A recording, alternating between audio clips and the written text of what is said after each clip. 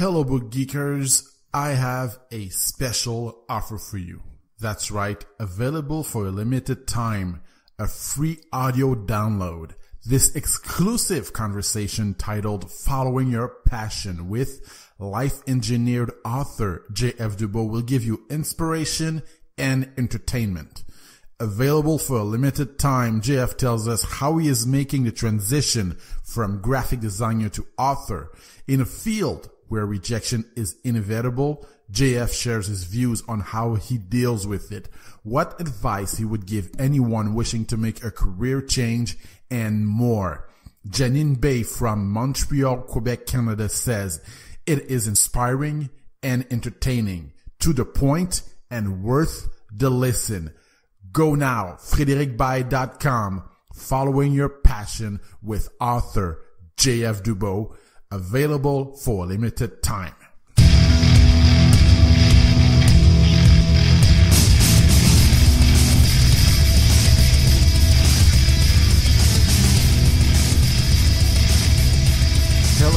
Hello everyone. Thank you for clicking the download button.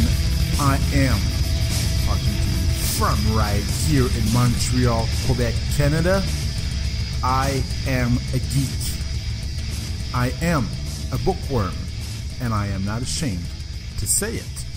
Hello everyone. I am a writer. I am a host. I am a friend. I am a partner. I am an animal lover. I am a sensitive guy, and I am not ashamed to say it either. All right, so you are listening to the Book Geek Show, where books and only books rule. Read, inspire, and aspire. This is our tagline. This podcast is about fiction and nonfiction books that we love. Books change lives. Books entertain. Books make us grow. Basically, it is a personal journal podcast. It is a life podcast.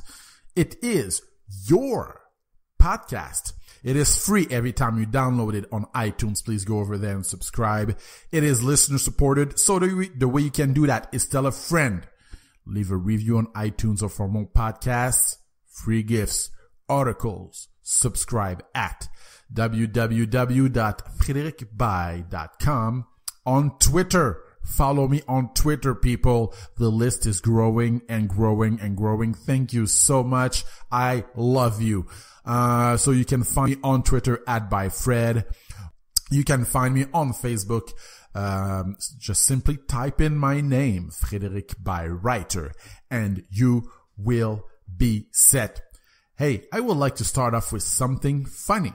And I did start off with something funny and I thought it was funny last week. I started off with a little joke that I liked when I read it, but when I said it, it was very different. In fact, my wife laughed at me, and when she listened to it, and I have to admit, I almost took the joke off, the recording, but I decided to leave it, Anyway, this week it will be much better, I think. So the title is A Blonde and Her Two Coats.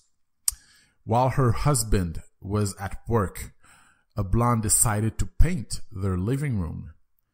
After her husband arrives home, he finds his wife lying on the floor in a pool of sweat while wearing a parka and a mink. He asked her what she was doing. She said, "I wanted to prove to you that not all blonde women are dumb. And I wanted to do it by painting the living room." He says that he was impressed at the good job she had done, but asked, "Why are you wearing two coats?" She replied, "I read the directions on the paint can, and they said, for best results, put on two coats." All right. It's better. Hey, you know what? I liked it. Okay. I smirked when I read it. So I thought that you would smirk also. And, hey, before going into the interview with a fabulous guest, a very important guest, I just wanted to chat with you and tell you what I did this week, because I think it's very important for me to tell you, and I think it's very important for you to know also. As many of you know, I wrote actually my debut novel, and I wanted to be out by March 2016. I think it is very important for me. It's very special for me too, obviously. And I am in the final professional editing process, where you get a professional editor and they're going to come back with feedback, blah, blah, blah, blah, blah, blah. And basically the book is a mix between, if you love inspirational books like, Paulo Coelho and stuff like that, and if you love erotic books, because there is eroticism, there is romance. Basically, I blended everything that I loved into one book. It's a very personal book too. It's a novel, and I'm the type of writer that I have to write about my experiences. And this is the world you will be entering into, a world of lust, a world of spirituality, a world of lies, a world of self-discovery, and of action too. You know what I mean? There is a lot of action. There is, I like the journey. Obviously, I'm going to blow my own horn and say that this is a great book, but look, you guys will be the judge. You guys will be the ultimate judge. I did my best, and hopefully things will work out. And I am also working on 2 other novels that I want to give out for free. That's right. I will do a giveaway with 2 more novels so that you can enjoy it and you can get to know me through those novels. You can get to know my style, my genre, know everything about me. I really want to build a real relationship with all of you guys. And that's basically it. This week I've, and actually for the last maybe month, or so, I've been waking up at 4:30 or 5 in the morning, before, doing anything else. And I gave myself the target. I would write 30 minutes at least, every day. And my time to write, my best creative moments are in the morning for me. And I don't know, for some reason my brain is just more receptive and flexible, to be creative. And so that's basically what I've been doing. And this week my free novel is really advancing. I'm very, very happy about it. I'm staying in the same genre of, I love the corruption, the corruption side of romance and lust. I think sex is something that fascinates all of us when it's well done, and also with inspirational stuff like spirituality, finding one's life's purpose, and all of this stuff. If you listen to this podcast, and if you have listened to all other podcasts in the past, you know that I love the talk on spirituality, the talk of finding our life's purpose, that those subjects are really important subjects for me. And this is one of the reasons why I write. And, so I just thought this would, it would interest you to know that, because, it's very important to me. And another thing that I want to share with you, and if you read my blog this week, all my subscribers, you received it. And I talk about a book that really, really changed, is changing my writing, my career, actually. It's a book written by Joanna Penn, and the title is How to Make a Living with Your Writing. And although you guys might not be writers, I know you are readers. And I have this feeling that a lot of avid readers are, they would like someday to write a book, or they would just like to live off their passions, to just not worry about money, working, getting paid by the hour. Isn't there anything? For me, it's not my thing. I don't want to get paid by the hour. I want to get paid. I don't want a boss, and I am my own boss, and I love this, and I feel I'm more I'm more in sync with my purpose by doing that. So anyway, I read that book. It really touched me. Joanna Penn is definitely somebody that, is one of my major inspirations as far as my career as a writer, as a novelist. And I'm really picking out her brain, I'm reading her books. She's also a fiction writer. She wrote many, many books. You should check her out at the Creative Pen, and that's, Creative Pen with 2 N in the end. You should really check her out. She's amazing. And thank you, Joanna, for just sharing your secrets this way. In her book, ladies and gentlemen, she shares everything. I mean, if you're looking to write a book, if you're looking to start a business in general, I think you should read that book, and why? Because she really explains the different platforms, when it comes to distributing your books, from Amazon to Smashwords to everything. It really, really cleared my mind about it. Another thing, she talks about her struggles. Anytime we start a new endeavor, there's always that phase of struggle. You know what I mean? And, anyway, like I said, I love fiction books. I love non-fiction books. This is a book that I would recommend anyone to read at any time. Another book I would like to share with you is also, it's a novel, and the author is Henry Miller. That's right. I've kind of been reading his book on and off for the last, I would say 8 months or so. And, the title is The Tropic of Capricorn. And if you like Henry Miller, you will like my books. This guy is hilarious. And he's hilarious, not in the sense that it's a comedic book. It's just, he writes from his stream of consciousness. He writes really from a place of authenticity, and he writes from a place of just his core. And basically what he tells is his stories about the times when he was working just a regular job. He spews out his bitterness about life, about people, and it's so about women, and I think certain people will be offended by it, will be offended by him, obviously. But I think if you're looking for provocative reading, for something that will make you, react, you know what I mean? I think that's why most of us read. Anyway, we don't want a boring book, you know what I mean? We're looking for conflicts, right? We're looking for conflicts. So, if you're looking for, it's not a nonfiction book, but you're looking at lenses through someone's life, when they're looking at their lives, and I mean, you should really, really pick out that book. He's one of Paulo Coelho's favorite author. He's definitely one of my favorite author.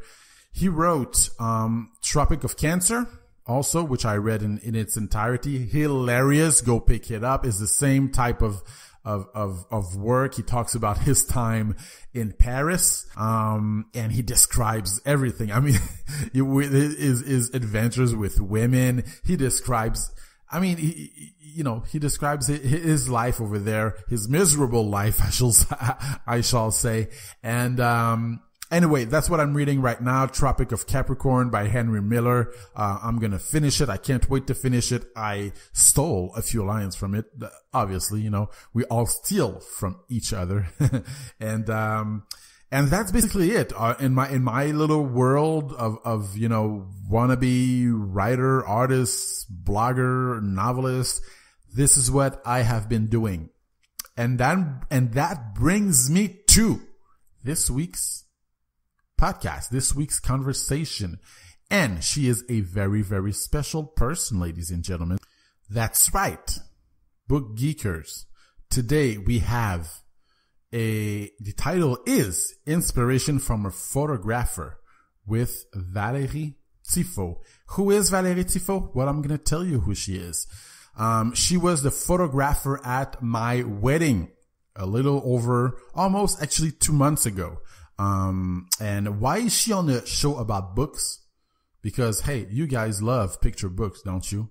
And as you will learn, a picture is very similar to novels, right? There's a saying that says, a picture is worth 1,000 words. Well, as you will learn here from her, our picture is also about capturing the moment, the present moment, and exposing our emotions, exposing the emotions of that moment. You can take a photograph from, the 1900s, 1930s, and you can capture those emotions if you really look at it. Or you can take a picture that you've just did, 5 minutes ago. And it's all about that. And books are all about that also. So for you book geekers who love picture books, or if you're looking for a little insight into your life's purpose, this is your show. Valerie is definitely following her passion. Valerie is definitely stepping into the uncertainty of following her passion. She's also a social worker. You will love her. And the reason you will love her is because she is so down to earth, and you will love her simplicity and honesty. These are nothing short of inspiring. All right. So you can find Valerie, by the way, at whiterosesphoto.com. And if you're looking for pictures, and you know what, she was excellent at our wedding. And that's basically it. So that's all I have to say for you at the moment. And let's get to the interview. Today's subject is photography. That's right. We are joined by Valerie Tiffault. She is a photographer. She was the photographer at my wedding. And she's also a social worker. Hello, Valerie. How are you? I'm good. And you? I am fabulous. Yeah. So, here, give us an idea of your background. Well, where were you born? Well, I'm born in Montreal, and okay. My two parents are Asian. They arrived. My mother arrived at the age of 16, and my dad at the age of 18. So basically, I'm born here, and I grew in the Montreal. As for my education, I have a certificate in intervention, and I also have a bachelor in social work. I've been working as a social worker since now 2 years, but before that I used to work in crisis centers. And as for photography, I'm a new apprentice, so I just started doing photography. So basically that's my background. And how did the love of photography came to you? Well, it's really because of my dad. My dad is a professional photographer, and when I used to be younger, he always used to make photos for everything and anything. So I always love photo. I have tons of albums at my house, and it's just that my dad was a little reticent to show me how it works, but now we're starting to do it together. Okay. And I'm always fascinated by people because in certain cultures and in Canada, America, Caribbeans, Africa, everywhere, it's like, it seems that there's this stigma about really doing your passion. Mm-hmm. Because what you're telling, what I'm hearing is you wanted to be photographed since you were a child or a teenager.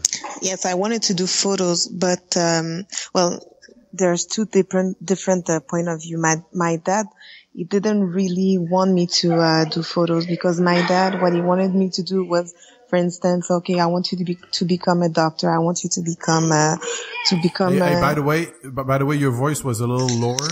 Sorry. Now it's okay. Now it's perfect. Okay.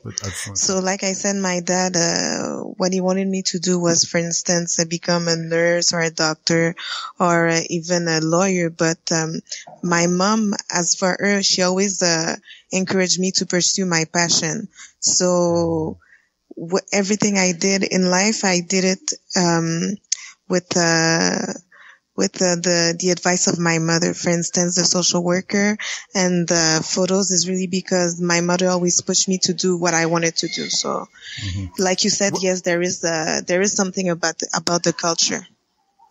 And what were you told when you were what did your dad tell you back in the day when you said, "Hey, Dad, I want to be a photograph"? Well, no, because in my family, there's me and there's my two brothers. Like, I have an older brother and I have a younger brother. So he wanted to teach this passion to my two brothers. I can't say exactly why. If it's because they are two men and he wanted to pursue that with his sons. But as for me, he was completely closed. He said, "No, I don't want you to do this. I don't have time to show you how it works." So, yeah. Was he like vague or something? Was he like, He didn't give any details. He didn't really give any details. Yeah. Okay. So take us to that time. Yeah, go ahead. No, I was going to say, but now today, the difference is that he sees that it's really a passion and he sees that I'm good at it. So right now he's encouraging me to do photography with him. And okay, so, take us to that period where, okay, you're a teenager, you're in the late teens, you're going to high school, now it's time to make a decision. And, social work, photograph, whatever, that period where it's decision time, right? Mm-hmm. And sometimes, for our listeners, sometimes, you have these decisions to make when you're 19. For other people, it's when you're 40, 50. Mm-hmm.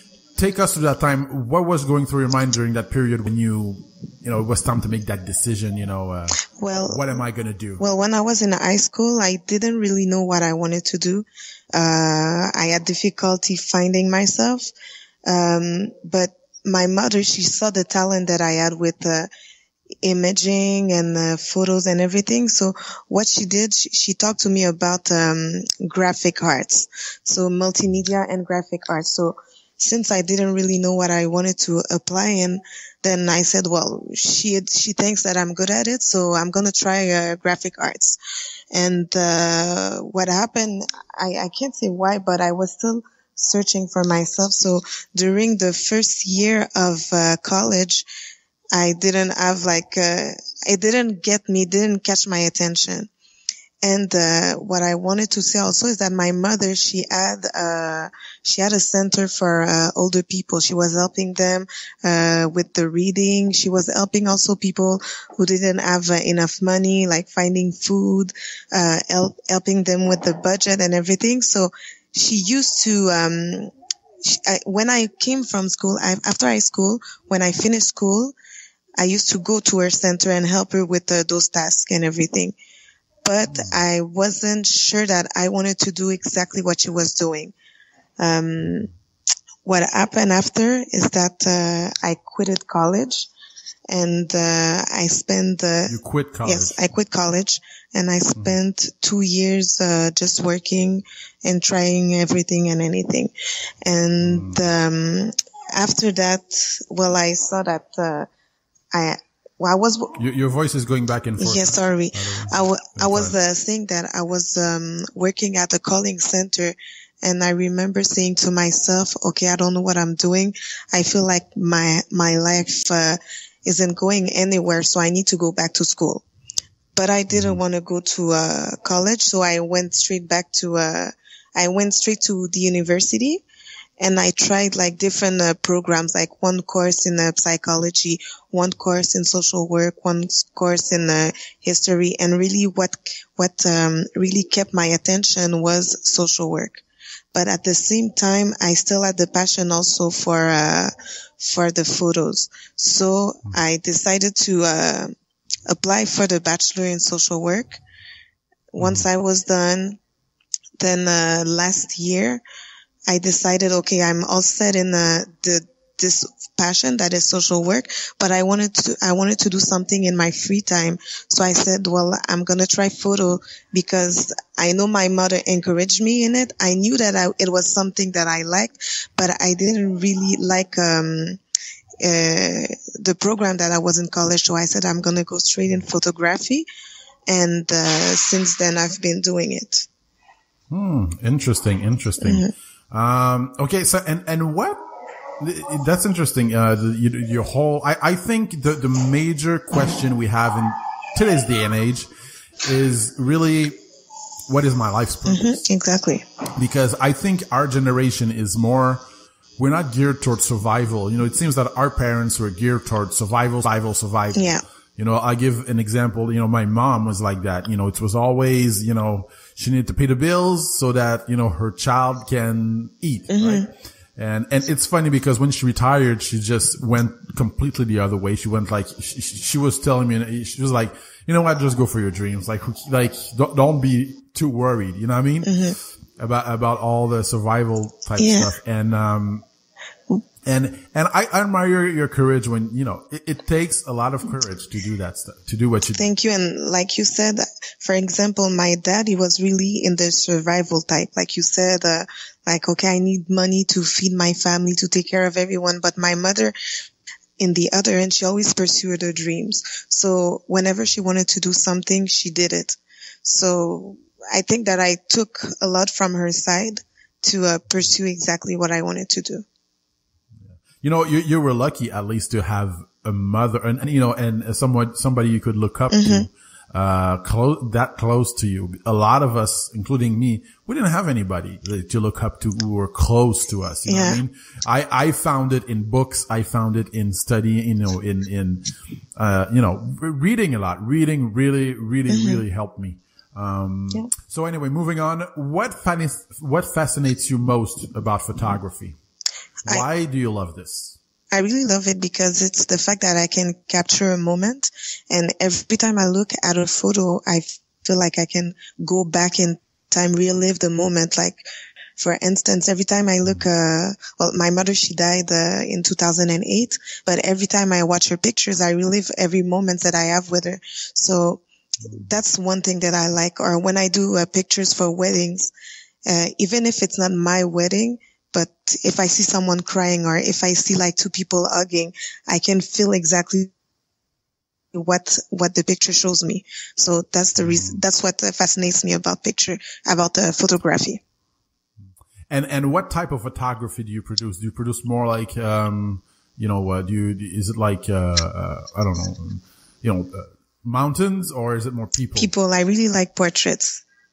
Because even if I have someone facing me and the person is straight, but just through, for example, like all the traits from her face or anything, I think that with the face itself, it talks a lot about the history of the person. So that's one thing that I love.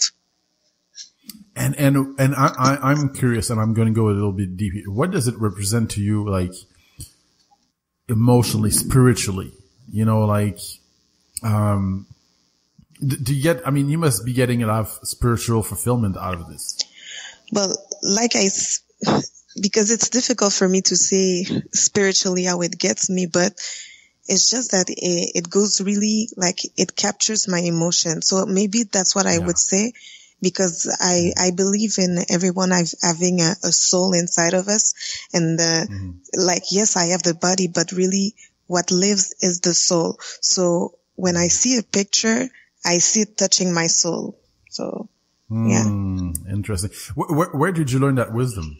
Really from Christianity, because I'm a Christian. It's not the religion, but I mean, it's my relationship with God. So. And do you have a spiritual practice? For example, what do you mean?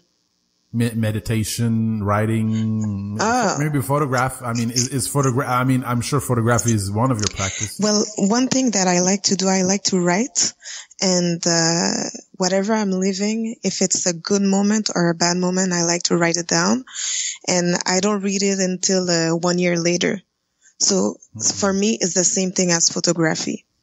So sometimes also, like I said, when I do pictures, it captures the moment. So yes, it helps me it helps me spiritually through the photos. Yeah. Do you have any idols? Yes, I have Richard Avinan. He's a photographer. Okay. Well, I don't have an idol, but I have people who I look up to. So he's more someone that I look up to. He's a photographer that is internationally known. And what he used to do, he used to photograph, for instance, he used to photograph people who used to be in mental health facilities. He used to photograph also models. He's someone who photographed the Beatles. He photographed Marilyn Monroe and everything. So he also photographed people who were fighting during the civil rights movement. So he used the photography to tell a story. And even if I wasn't there, I can feel everything that he shows through his pictures. Don't you find that photography is timeless? Yes, it is. In a way? It is timeless. I think, you capture, like you said, I think, I had an epiphany here. I think we capture, like you said, history through it. Like we capture, it's just timeless. We can, like you said, go back into that time and feel that time. If you watch like Nazi pictures, you go, oh, you know what I mean? It's very, I think, I hear you. Hey, I had a question just popped into my mind. I know you're starting in the field, and I know a lot of people out there who are listening and they have dreams like you have, and maybe they are in a regular job or they're in a place they don't like to be. And oftentimes we hesitate before taking the leap. Why? Because of money.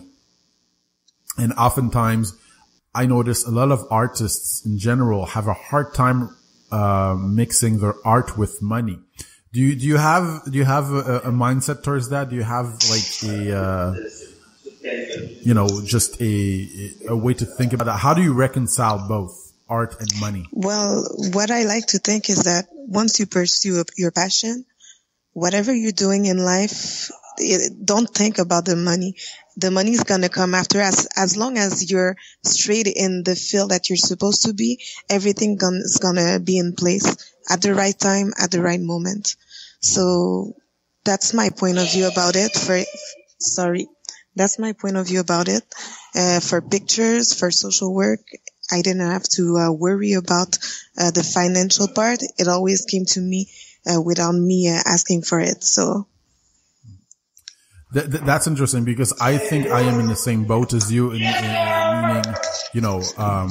I'm doing a podcast and I'm a writer. I wrote my first novel. I finished it, not published yet, should be published next year.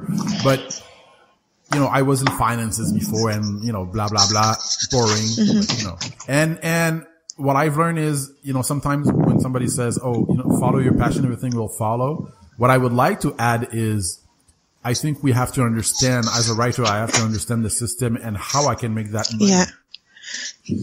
So sometimes if there's that quote, follow your passion and everything will follow.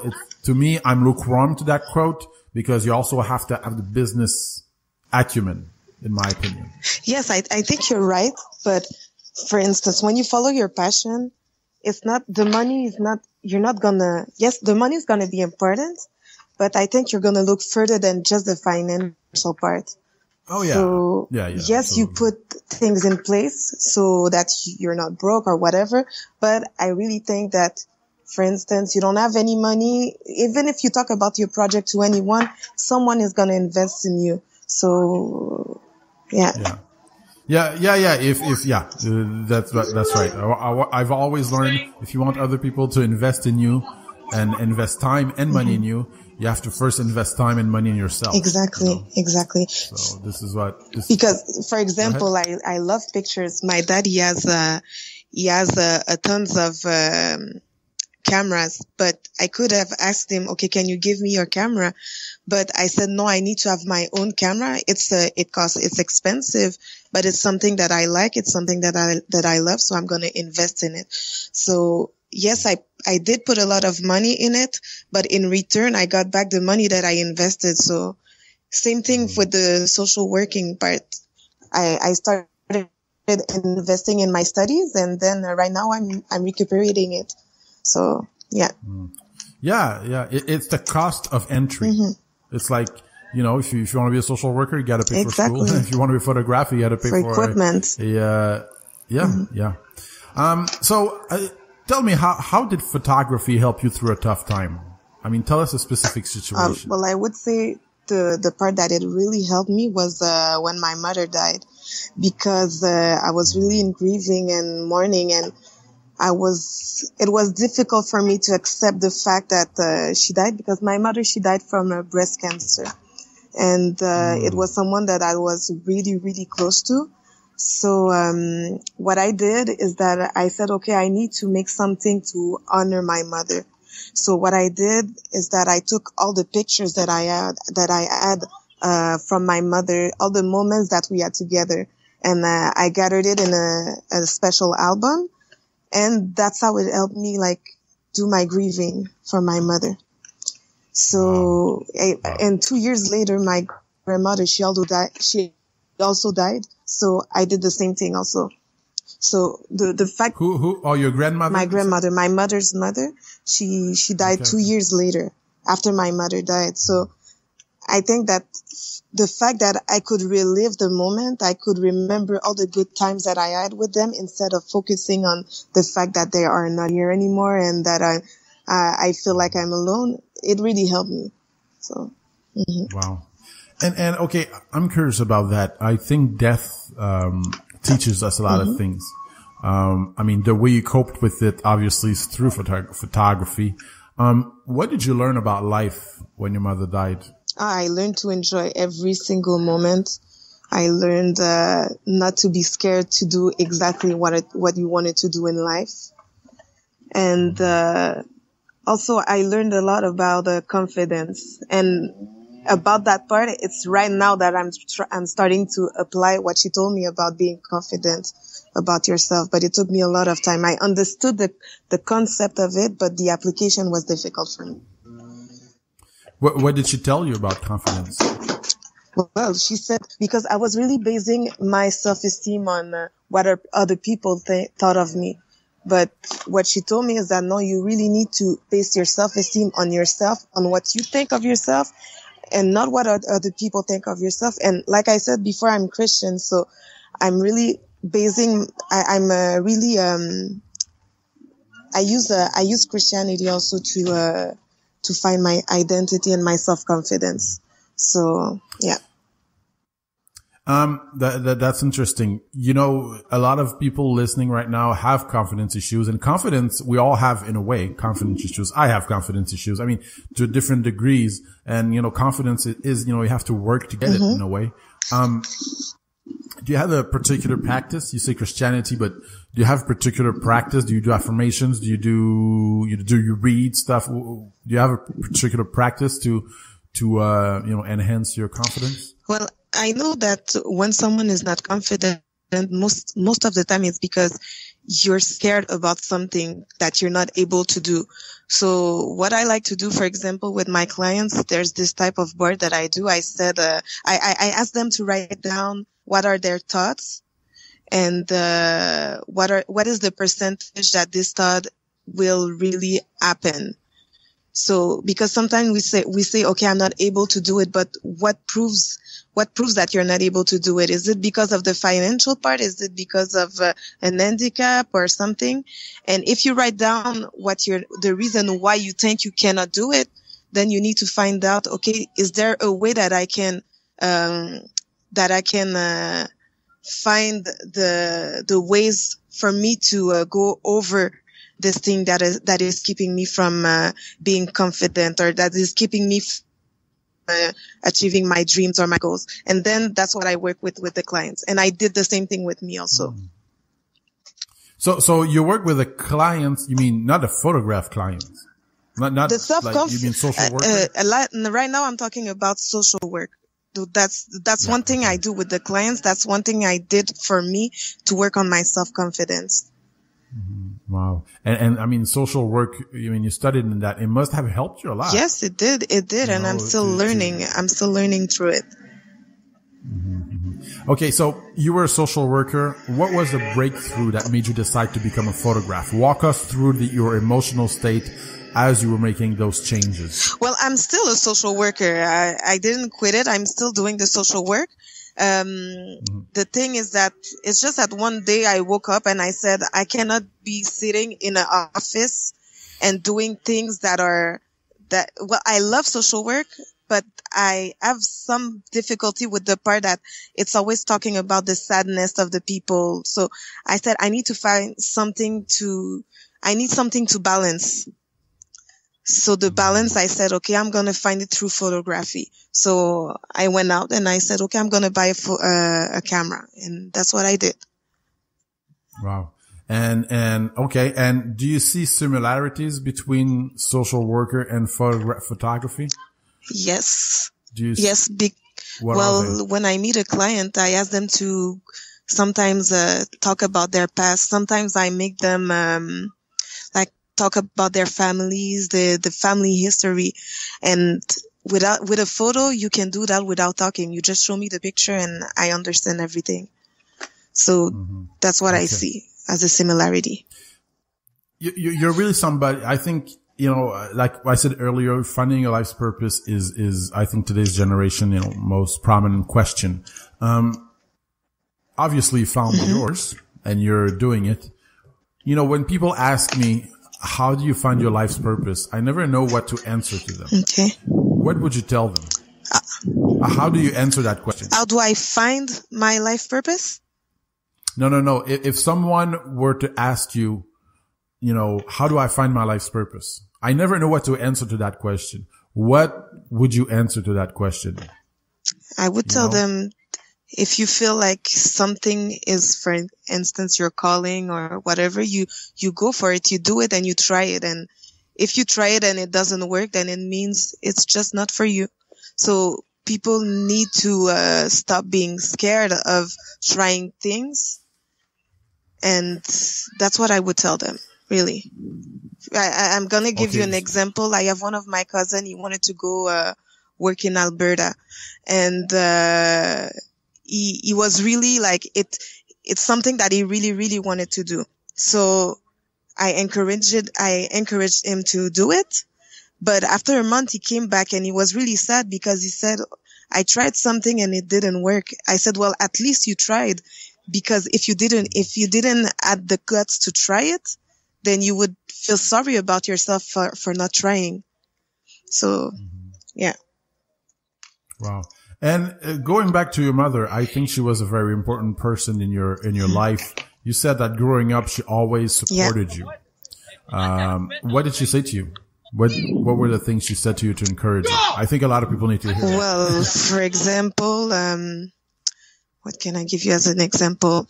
Okay, well, I was someone that was scared to try new things, and she pushed me to do them. So if I said, oh, mommy, I don't think I can do it. I don't think I can call someone. I don't think that I can do this or that. She said, no, you're going to do it, and do it in front of me right now. So she pushed me, she forced me. And then when I did it, I felt proud about myself. So, it's just the fact that she pushed me to do things that by myself, I wouldn't have done. So now it comes automatically, the fact that I'm trying to pursue my goals, pursue my dreams. The fact that she showed me how to do it, I'm doing it right now. Okay. Awesome. And another question relating to that. I think many of us, our biggest obstacle, especially when you're young, or even when you're older, is that it's, it oftentimes are your parents. How did you, okay, your dad saying, no, you're not going to do that. No, you're not going to do that. How did you overcome that? I mean, at some point you have to say, you know what, I'm going to do it anyway. Well, the fact is that what happened is that I did it anyways, but, I can't tell you how I did it. I just did it anyways, but, my dad, he wasn't someone who really pushed me through my dreams. Even with the social worker, he tried to convince me out of it. He tried to, and it's not that he meant bad for me. It's just that in his head, in his mind, the best thing to do was to, become a lawyer, become a doctor, whatever. So what I did is that I did it anyway, and now he's seeing the results. So that's what I would say. So you basically, you didn't have a huge thought process yet. You just get out there. Yes, I did it. Even if he wasn't happy with it, I did it. Okay. And okay. So moving on, what is the nicest, describe to us the nicest, most, photo you've done so far? A picture that really got you spiritually, You have one. I'm putting you on the spot. Yeah. Maybe, but besides your mom, because you told us your mom earlier, that was a big thing. Well, there is this guy that you did. There is this guy. I was walking in a park in Boucherville, and then there was this guy sitting in the stairs, and he was just waiting for someone. So he saw me with my camera, and he said, "Do you want to take a picture of me?" So I said, okay. And I did the pictures, but just wait. Just like that? Yeah, I was walking around the park, and I was trying to take pictures of nature, but no, he just stopped me and he said, "Do you want to take a picture of me?" So I said, okay.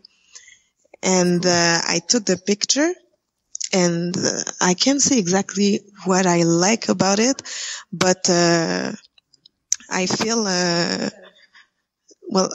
the details of his face, the way he's sitting, and he made a smile, but it was really an innocent smile. I don't know. I can't say exactly what I liked about it, but this is one of the best pictures that I have. Yeah. And I mean, there's nature behind him, right? There's nature, there's the stairs, and there's a lot of rocks, like big rocks. It's like a picture. I feel that it's a raw picture, a raw picture? Yeah, a raw picture. So I didn't Photoshop it or whatever. It is like it is. What you see is what you get. And it's one of the most beautiful pictures that I did.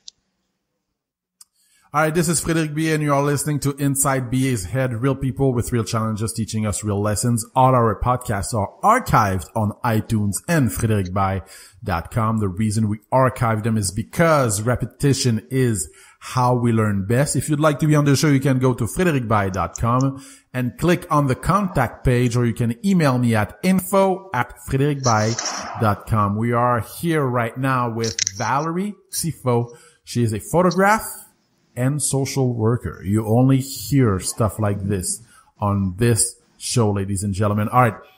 Valerie, what is the best advice you could give someone in your situation? What would you advise your younger self? Knowing what you know now. Well, I would say to myself, okay, next time try to do things faster. Don't let people keep you from doing what you want to do, because I did the things that I needed to do, but I find that it took too much time. I was always asking questions and seeing the pros and the cons. No, if I want to do something, I do it, and that's it. So that's what I would advise any young people. That's what I would advise myself. You want to do something, you do it. If it works, thank you, God. If it doesn't work, well, try something else. Let me ask you this. If you're 19 years old, you are with a parent that says, school. You have to have a degree. You have to have a degree. You have to have a degree because it's the key to life. It's the key to success. And you say, no, hey, I want to be a photographer. I want to be a singer. I want to be a writer. I want to be, an artist, whatever. Or, what would you tell that kid? It depends. There's often, but because there's often that struggle between the degree and what we really want. Well, it depends. It depends on the kid's situation. For instance, I work with the kids that have autism, but a kid that have autism depending on the spectrum where he is. He tells me he wants to become an actor. I'm going to see, okay, does he have the capacities to do it? And if he has the capacities to do it, okay, then do it. If he really, really insists on doing it, I would maybe advise to try small things. For instance, if he wants to become an actor, I would tell him try to subscribe yourself to theater classes and try to see if it's something that you fit in. So there's always ways to try things before getting jumping right in it. So it depends. It depends on the person. It depends on his capacity. It depends on a lot of things. Yeah, I'm asking because I think that's one of the biggest things for people that age. We're young, we're listening to other people, and our heart often is telling us one thing, and the voices of our parents, entourage, or whatever is telling us to, something else. And oftentimes there is that mindset of, okay, go to school, get a degree, and once you get the degree, now you can go out and do whatever it is you want. Yeah, and I also believe that one thing that is important is to know why the person wants to do it. Is it just because I think it's fun? I think that all my friends think that I'm good in it, or is it really a passion? Is it really something that the person has the talent to do? So you need to ask yourself, why am I doing this? Absolutely. Oh, that's big. The why. The why is huge. The why will push you through the hard times. I think so. Yeah. You know what I mean? I really think what you do, I really think I know that you love what you're doing because I feel it in your voice and what you say.